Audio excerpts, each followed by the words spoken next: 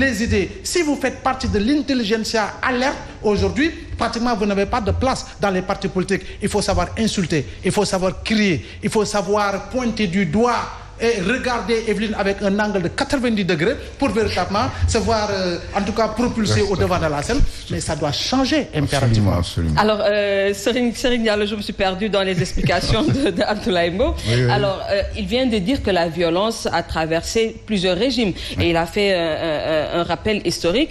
Doit-on poursuivre cette idée, dire que la violence et la politique vont de mèche et ne pas voir de nos jours les ambitions des Sénégalais qui veulent une meilleure proposition politique, qui ne veulent pas qu'on bande des muscles, mais qu'on leur propose des programmes. Ils veulent voir les hommes politiques aller vers le développement du Sénégal. Tout à fait. Voilà, merci madame. C'est pourquoi nous, au niveau de notre mouvance, nous avons pensé créer cette mouvance pour répondre à une situation sociale. Au lieu que nous ne sommes pas des politiciens, nous ne sommes pas dans des partis politiques, mais nous sommes dans une mouvance d'acteurs de développement qui ont toujours fait quelque chose dans la localité, qui ont toujours donné des résultats dans la localité, et nous faisons une offre politique nouvelle. Par rapport à quoi? Par rapport à l'attente des populations, au niveau de l'environnement, au niveau de l'éducation, au niveau de la santé, au niveau, n'est-ce pas, de la politique de l'emploi, au niveau, effectivement, de la politique, n'est-ce pas, de l'accompagnement des femmes. Nous, qu'est-ce qu'on peut apporter? Et alors que, si on laisse tout à ces politiciens-là, ce n'est que des discours politiciens. Et là, je dis qu'il y a les politiciens et les hommes politiques. Mais est-ce qu'il ne faut pas aller vers ces politiciens, participer à la formation des jeunes?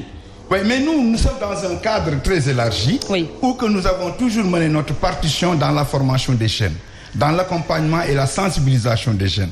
C'est ce que j'ai dit. Il faut que les jeunes soient conscients de leur intérêt. Il faut qu'ils soient courageux et faire face à leur destin. Comment? En se prenant en charge sur le plan mental, sur le plan de la vision et le développement de leur localité. Personne ne peut développer une localité que ces jeunes-là, n'est-ce pas, soient derrière. Il faudrait que les politiciens cessent de manipuler les gens. Il faut qu'ils cessent, n'est-ce pas, d'accompagner les gens sur leurs propres projets et leurs propres programmes. Et que les citoyens refusent également qu'on les manipule. Effectivement, c'est là, nous, au niveau de la mouvance des acteurs pour le développement, on a proposé une offre nouvelle qui implique les jeunes et les femmes dans la dynamique communautaire. Et quelle est cette offre nouvelle? Bon, cette offre nouvelle, c'est la conscientisation d'abord. Oui. Après la conscientisation, nous avons un programme de formation et d'accompagnement.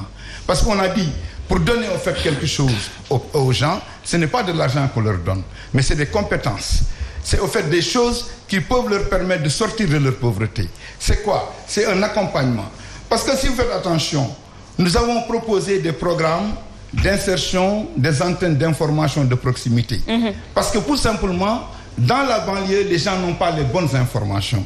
Ils ne savent pas où prendre les bonnes informations. On a dit, nous, dans notre programme, en plus de la formation de l'insertion des jeunes, il faut implanter dans chaque quartier, n'est-ce pas, une antenne d'information de proximité. Il faut les impliquer dans la chose publique. Les femmes également, qui se débrouillent et qui font tout pour s'organiser en tontine. Comment faire pour leurs capacités? Comment faire pour rentabiliser, n'est-ce pas, ce qu'ils font et que personne ne les aide? Nous, dans notre programme, on a pensé qu'il faut les aider et qu'il faut les écouter. Au niveau au fait de Djiddah Thiaroye Kao, c'est là dont je parle. Il y a beaucoup d'espaces vides où il n'y a pas d'espace de sport, il n'y a pas d'espace d'épanouissement. Et il y a l'environnement qui pose problème. Comment gérer cet environnement-là au profit de la population?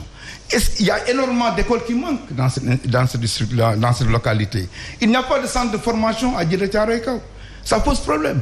Donc il y a autant de choses qui font décourager les jeunes parce que tout simplement, on n'a pas proposé une bonne offre et de bonnes opportunités à cette jeunesse-là. C'est là où nous, au niveau de la mouvance des acteurs pour le développement, on a dit plus jamais ce qui existait. Ce n'est pas dans la violence, mais c'est dans l'offre de projets et de programmes. Parce que tant qu'il n'y a pas d'offre de projets et de programmes, rien ne marche dans ce pays. Et ces enfants-là sont intelligents et sont les hommes de demain.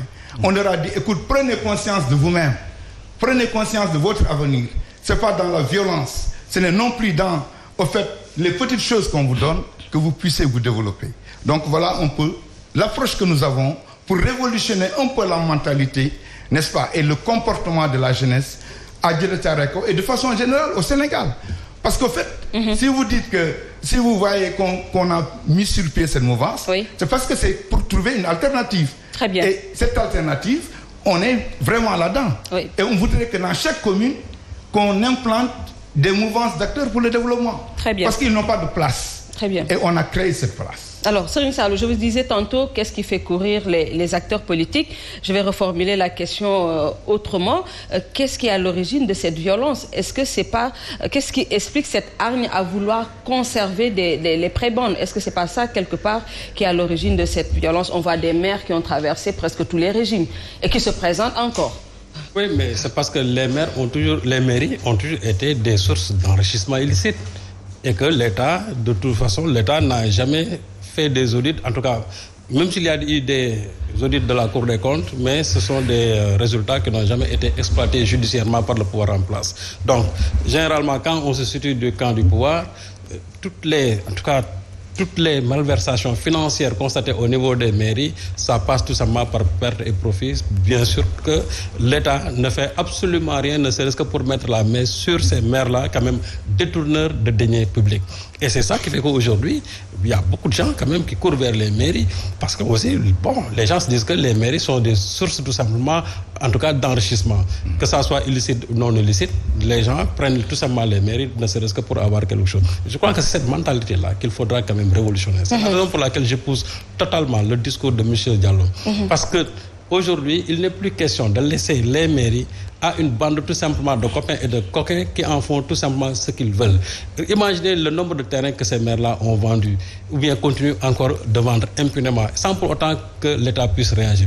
Et souvent, ce sont les maires qui appartiennent au clan du pouvoir. Je ne cible pas exclusivement le régime de président Macky Sall. Abdoulaye Wade est passé par ici, Abdou Diouf est passé par ici, Senghor est passé par ici. Tous les gens qui